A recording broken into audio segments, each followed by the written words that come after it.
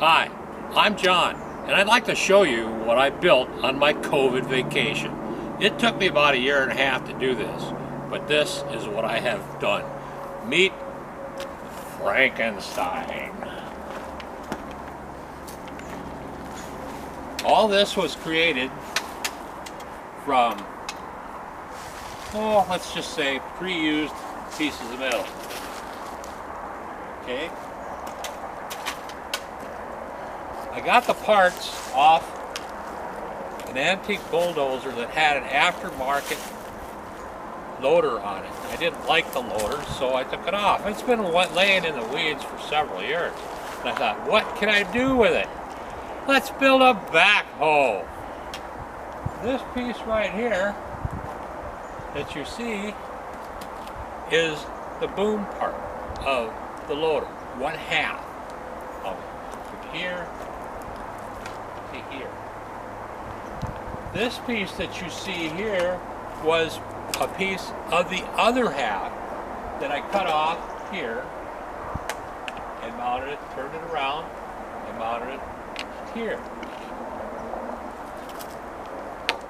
The bucket I cut up, welded up, and this was the original, part of the original bucket that came with that loader, including the cutting edge. Okay. All these little pieces of steel that you see, I got off the loader.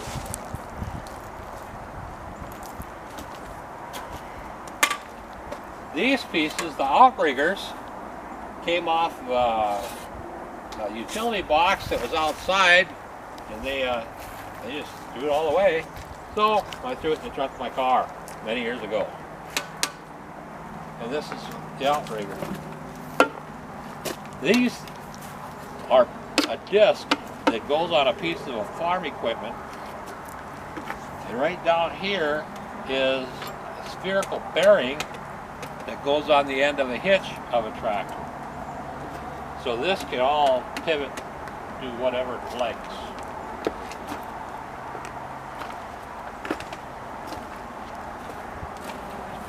These pieces here that you see are rollers from my antique bulldozer.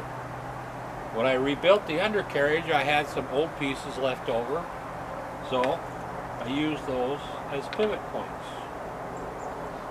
These big pieces here that you see were the top of the loader mount. This cup holder, ta-da, cup.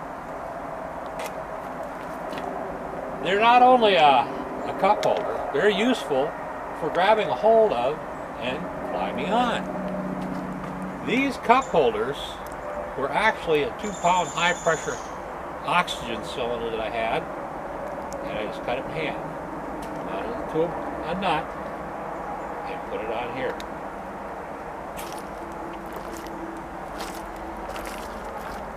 Okay. All these pieces of steel that you see came with the loader. Okay, I just cut them up, welded them up, and I went through a lot of welding wire, by the way. A lot.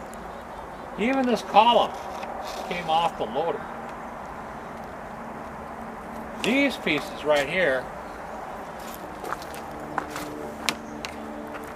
are from my grandmother's treadle sewing machine. They're the foot pads. This big piece of steel right here I had came off of a piece of equipment that was shipped on that. Before it hit the dumpster, it went into my trunk. This right here that you see is actually a beam from pallet racking. I had to buy that. Broke my heart. Anyhow, that steel came off of some major electrical panels when they did a remodel job, and they were just going to throw it away. Not around me. Underneath these are 2x8s that came off of a workbench. They were going to throw the workbench away. I salvaged it, and I've been hanging out of the wood that's under here for a long time inside. This piece right here that you see is a brake rotor, brake disc rotor, whatever, off a Volvo, my stepdaughter's car.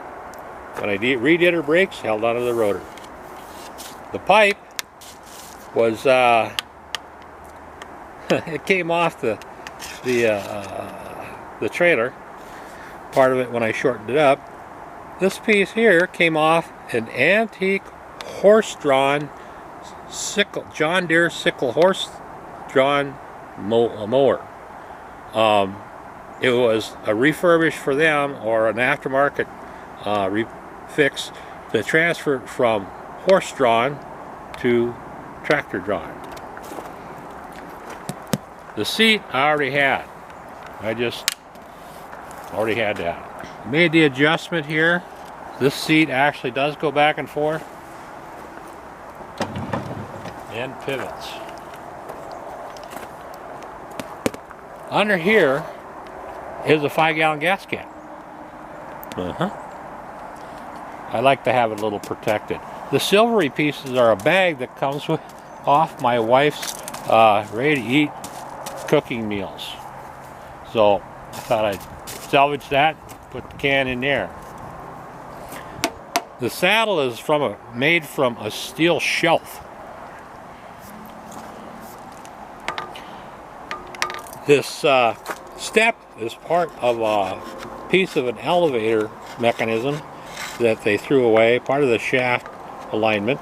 So I cut it down, made a couple of steps.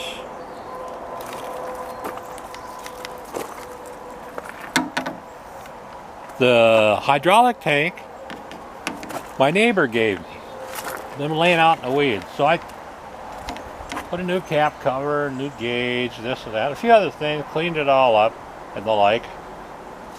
These pieces of steel here were part of a radiator guard, homemade radiator guard that came with my tractor that I've had for, I've had it for over 30 years. But I rebuilt the guard and these pieces of steel were there, so I built mounts for the hydraulic tank. All of this that you see is from a hay rack. It's a running gear, pure and simple running gear. Okay, I just shortened it up a little bit. And the tires, this and that. Counterweight, 30-pound concrete blocks from Menards. About $1 a piece. There's about 450 pounds back here. These pieces right here are for a mount that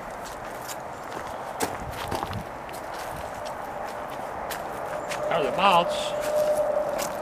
There's a cover that goes on top, so when I tarp it, it's there. These pieces of wood that you see are off an old wooden bed frame. I think it's maple, it's great stuff. Anyhow, this piece right here is another one of those parts from the elevator. So I incorporated it into the counterweight rack.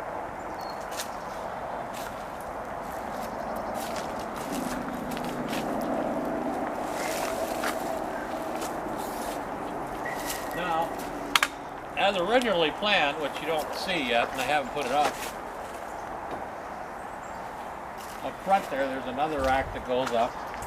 Put these on, put the tarp on to keep the rain on and the snow. Okey-doke. This part here is a call box, a phone call box, an outside phone call box that I've had. And I reworked it, and I put a fuel pump in it, an electric fuel pump. This piece goes into the gas can. Boop. This end goes in to the gas tank. The blue wire came off an old fan that I had laying around that broke years ago. This is the dead man switch. The switch itself came out of an old drill. So I kept the switch, threw away the drill. So I can stand here and pump gas into my tank and not have to lift this out because I'm getting old and those things are heavy. So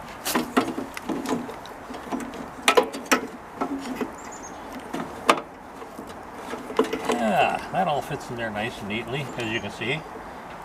Toolbox. This is an old bin drawer.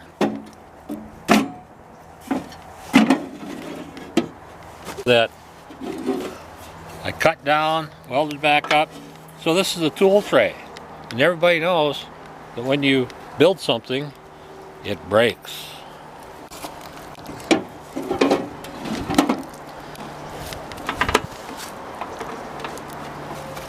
One last thing.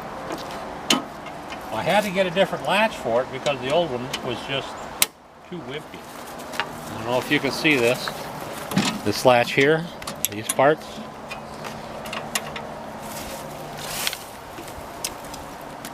That's a latch that came off the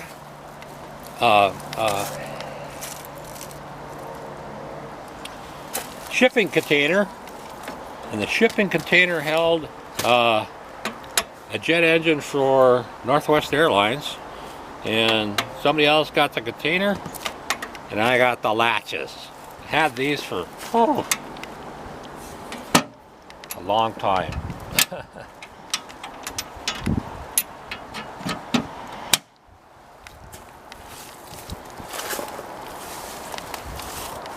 So, that's about the end of the presentation. I had to buy the motor.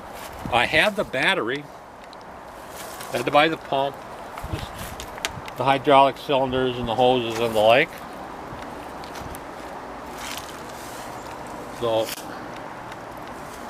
there will be another presentation on watching it go. But these raise and lower, you can see, everything works. The bucket raises up in excess of 12 feet. The tip of the bucket would probably actually go up about 13.5 feet. When it digs down, if you can imagine how far down this can dig, is that boom will lay straight out. So I can go down about 9 feet, maybe more. And that's my presentation of the day. I hope you enjoyed my COVID vacation project. I did. Thank you very much for my wonderful wife being so patient.